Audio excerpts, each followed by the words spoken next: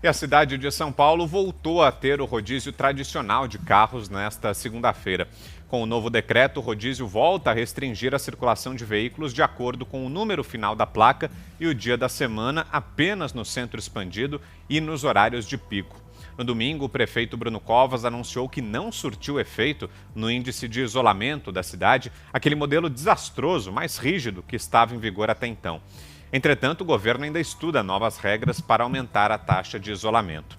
Há pouco, a Câmara Municipal de São Paulo aprovou em sessão extraordinária nesta segunda-feira o projeto de lei que permite a antecipação de feriados municipais na cidade de São Paulo por meio de decreto do Poder Executivo durante a pandemia do novo coronavírus. 34 vereadores votaram a favor e 12 votaram contra. O objetivo da proposta é aumentar o isolamento social por meio de um feriadão nessa semana. Covas afirmou que o feriado prolongado será desta quarta, dia 20, até o domingo, 25. Para isso, os feriados de Corpus Christi, em 11 de junho, e da Consciência Negra, que seria em 20 de novembro, serão antecipados para esta quarta e quinta-feira. Na sexta-feira, será declarado ponto facultativo na cidade. O governador João Dória também anunciou, nesta segunda-feira, que vai encaminhar à Alesp um projeto de lei para antecipar o feriado estadual do dia 9 de julho para a próxima segunda-feira. Em entrevista ao jornal Estado de São Paulo, Dória também voltou a falar em lockdown e disse que não descarta essa medida caso o Comitê de Saúde julgue necessário para conter o avanço do vírus.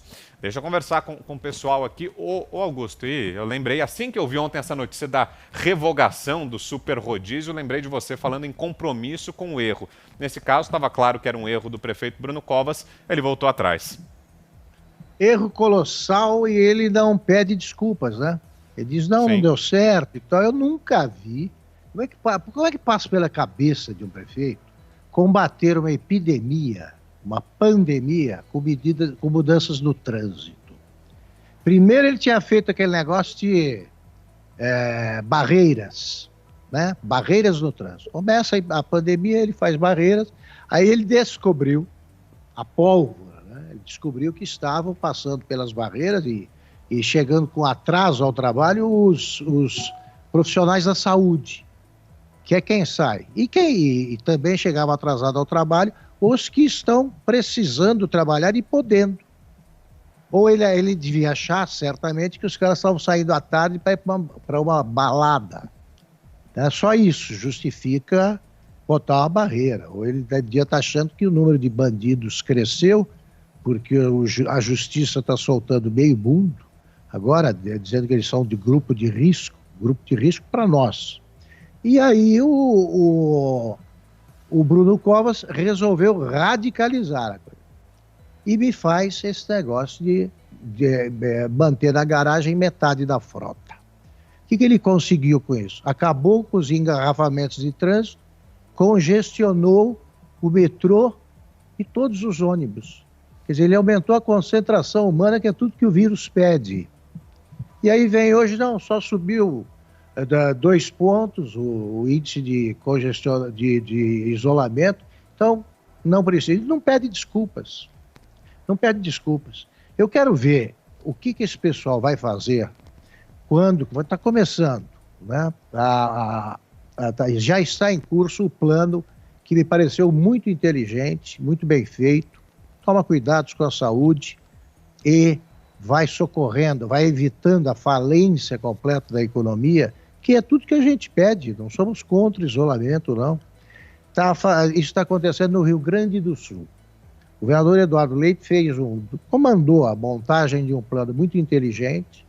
Gramado, por exemplo, que vive do turismo, já reabriu, começou a reabertura econômica lá. Então, os hotéis, por exemplo, recebem metade da sua capacidade e tomam todas as medidas. Você tem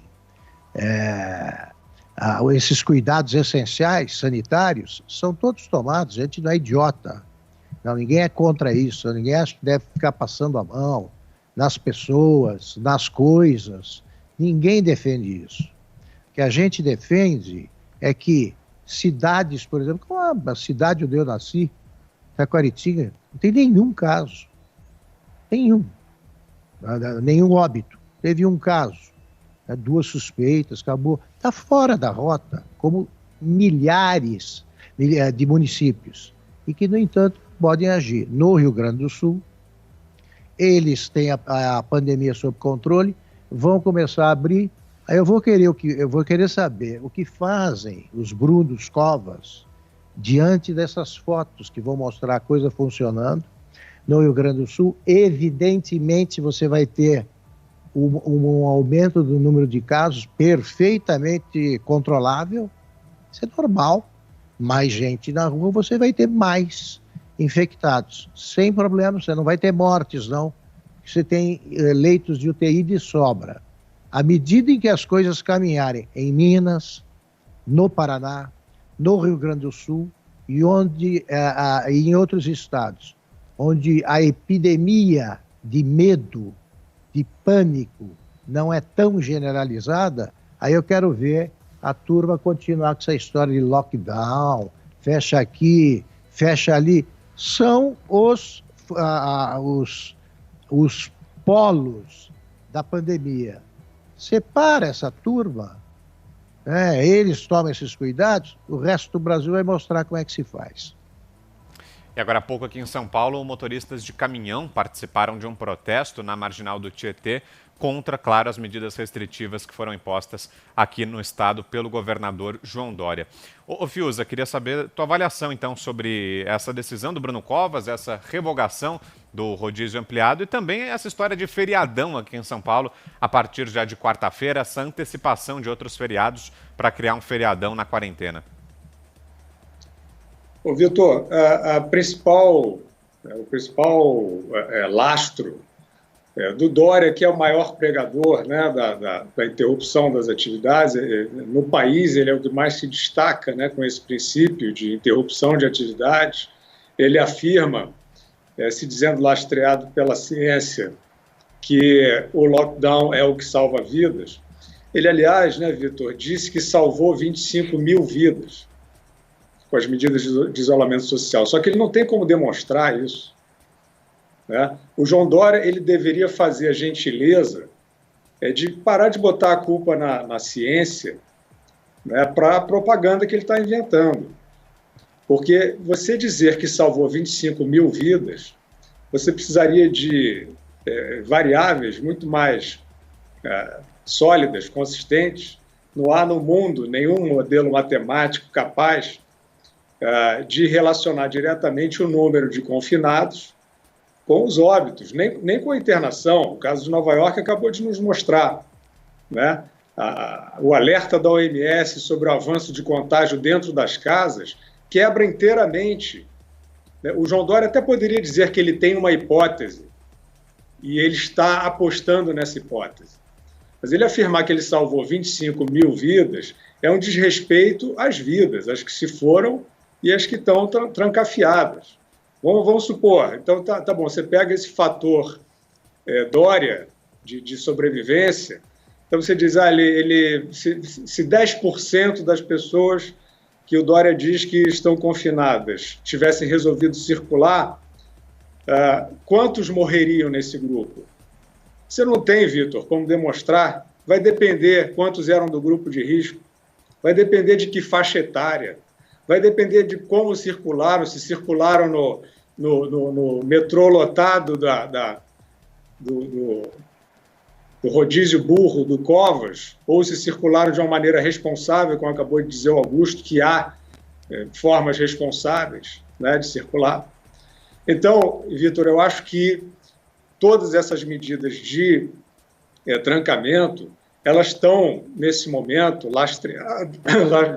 lastreadas numa série de premissas vagas que estão sendo apresentadas como ciência, e o público precisa prestar atenção nisso, senão ele vai ficar refém para sempre desses governantes, porque aparentemente eles querem estender o máximo possível as medidas de restrição. E você, Zé Maria? Eu estou convencido de que não é proteção ao indivíduo essa história de afastamento social, de quarentena e lockdown. É uma proteção, às vezes necessária, às vezes não, ao sistema de saúde. Isso eu não tenho dúvida e ninguém pode duvidar disso. Então é por isso que eu atribuo ao gerente, né, do processo, ou seja, o prefeito, o governador ou o presidente da República, em linha geral, esse comando aí de lockdown, que é uma medida extrema do extremo, ou afastamento social. Eu defendo o seguinte: cuidados, é preciso cuidado. O vírus não é de brincadeira, ele é desconhecido, ninguém sabe exatamente o que vai acontecer com cada pessoa. Algumas pessoas não têm sintomas, outros têm sintomas leves, e outras pessoas ficam gravemente no hospital e alguns morrem. Isso é real. Então, assim, com o afastamento, não há salvamento. O que há é uma proteção ao sistema de saúde que não tem condições de atender a todos ao mesmo tempo. Daí essa proteção. Dizer que salvou vidas, isso é evidente que é balela. Num determinado momento, ali na frente, a não ser que se consiga uma vacina, e já está em processo aí, aí a gente não tem como calcular, evidentemente, né, Fios? Você tem toda a razão. Não dá para falar e não existe isso de salvar a vida. O que existe é o seguinte: é o sistema que já estava totalmente sem possibilidade de atendimento, até as gripes que são tradicionais durante essa época do ano, época de frio, elas lotavam as UTIs e pessoas morriam por falta de atendimento. Eu provo isso pelo número de demanda judicial. Famílias aqui no coração do poder em Brasília chegavam com o mandado do juiz, determinando a internação em UTI. E fazia o secretário de saúde, o governador, se virar, pagar UTI particular e encontrar UTI. Ou seja, o sistema já estava colapsado antes do Covid-19. Então, o que há durante todo esse processo é mesmo uma história aí de proteção ao sistema, uma proteção necessária. Agora, sobre esse rodízio aí, o Panamá, o Peru e a Colômbia fizeram rodízio de gênero, né? Um dia sai mulher, outro dia sai homem. Todo mundo riu. Mas eu tenho que admitir que esse, pelo menos, é mais eficiente do que essa ideia de controlar o trânsito em vez da circulação de pessoas. Era só ouvir nosso colega Augusto Nunes aqui, aí o prefeito não teria passado por esse ridículo aí, desse rodízio, em vez de cuidar exatamente da movimentação de pessoas.